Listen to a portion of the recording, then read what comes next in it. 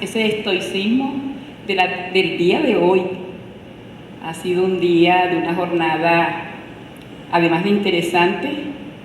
bien intensiva. Luego agradecerle muy profundamente al doctor Próspero González y a sus discípulos Iraima y Andrés por la invitación a participar en este evento. Muy agradecida. Al doctor Próspero González me unen algunos nexos de amistad y afecto de hace algún tiempo. De tal manera que reconocerle pues esa invitación con sus discípulos Iraima y Andrés, apreciados doctorandos a Francisco Gamboa, Néstor Palacio, a Rufino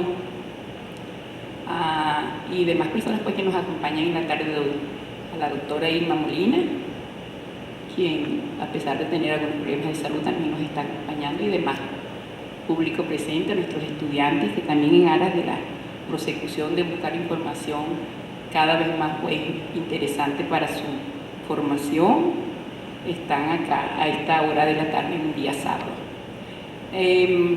La temática que me designó el comité organizador se titula La gerencia autopoyética y su impacto en las instituciones de educación universitaria. Dos consideraciones que hacer en esta temática. Yo voy a hablar en un primer momento de la gerencia sin ese sustantivo o calificativo de autopoyética, y luego, no sé si nosotros o yo, en vez de estar hablando de instituciones de educación universitaria, voy a estar hablando de educación superior, porque algunos colegas a los cuales recurrí como interlocutor hablan más que más de educación superior, y quizá un poco atienda que aún esa ley de educación universitaria está en el seno de la Asamblea Nacional y no ha sido aprobada como tal. Pudiera ser una razón. No sé si el comité pues, organizador tendría una razón distinta para denominar la educación universitaria. Entonces, fíjense, quisiera compartir con ustedes,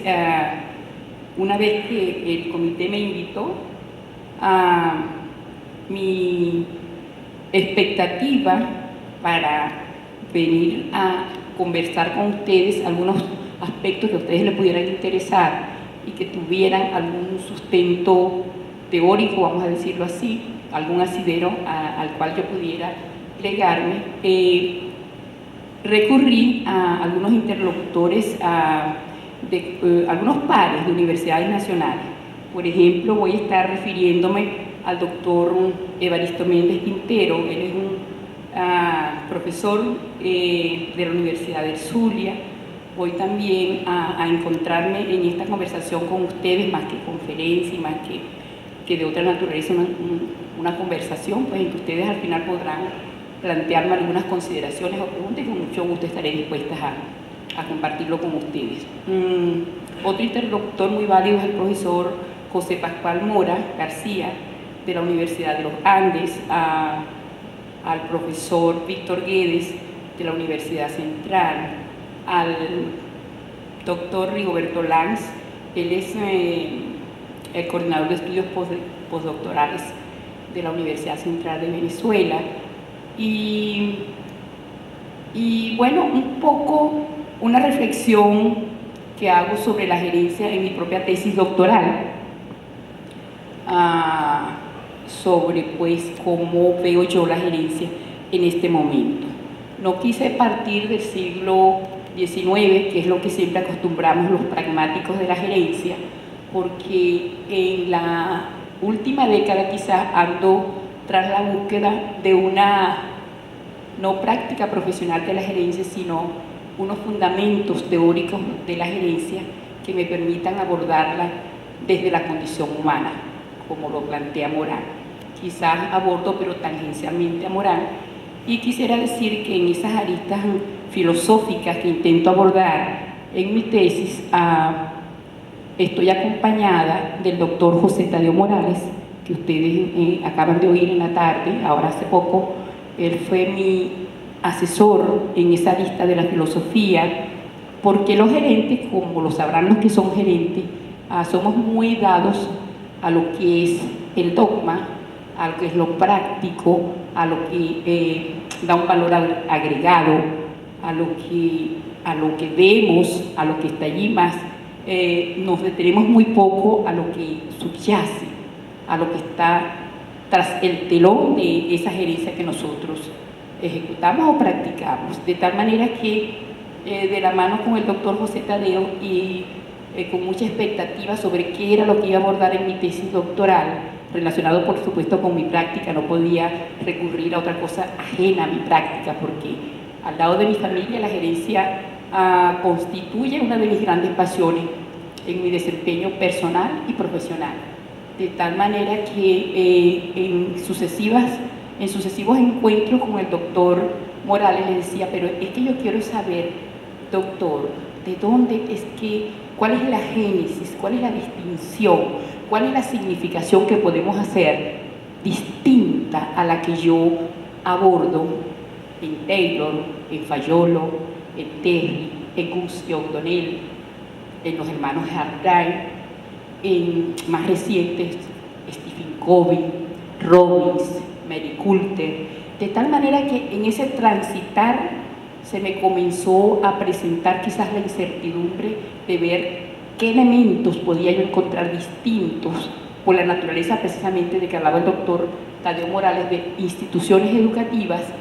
y nosotros hasta ese momento como echar de la mano, es decir, traer por los caballillos a la gerencia del sector industrial y empresarial y aplicarla en nuestras instituciones educativas. De tal manera que en ese diálogo fecundo, profundo y más o menos de algún tiempo con el doctor José Tadeo, pudimos concretar, pues, perfilar algunos aspectos que yo denomino en mi tesis doctoral una visión transdisciplinaria para la gerencia educativa venezolana, y abordando, repito, de manera, vamos a decir, sucinta, aspectos que tocan lo ontológico, que tocan lo axiológico y que tocan lo epistemológico. Pero para dar inicio ya propiamente a la conversación con ustedes, quise echar mano de algunas disquisiciones con los autores que anteriormente le nombré, y entre ellos el doctor Pascual Mora, quien ya les señalaba, profesor de la Universidad de los Andes. Él plasma en su texto, que se llama Gerencia Postmoderna Crítica, algunos aspectos fundamentales en el giro epistemológico de la gerencia. Él habla de tres aspectos que son bien preponderantes y bien importantes, como yo señalo acá, de la gerencia centrada en el control a la gerencia centrada en los valores. Él dice muy rápidamente, pues es un investigador connotado sobre la gerencia, es filósofo, entonces él señala que en un primer momento la gerencia, y quizás en un primer momento que él extiende quizás hasta hoy, porque habla de organizaciones modernas y organizaciones postmodernas, entonces dice que ese control, es decir, la gerencia fijó su norte en organizaciones o en el sector productivo, de allí que el control, el autoritarismo, la optimización, el control propiamente dicho, lo hegemónico, pensar que el hombre era un apéndice de toda esa maquinaria en esas grandes empresas, porque por supuesto no estamos hablando en este momento, a lo mejor se pudo haber irradiado a nuestras instituciones, pero Taylor y Fayol pues corresponden a otras latitudes, y para ellos la preeminencia respecto al hombre que actuaba en esas organizaciones estaba centrado en el control, es decir, no era un hombre que pensaba, había una élite que pensaba y una élite que solamente ejecutaba. a tal punto que el doctor Mora les denomina cuasi hombres, esa élite que pensaba, medio hombres, quizás refiriéndose a la gerencia intermedia.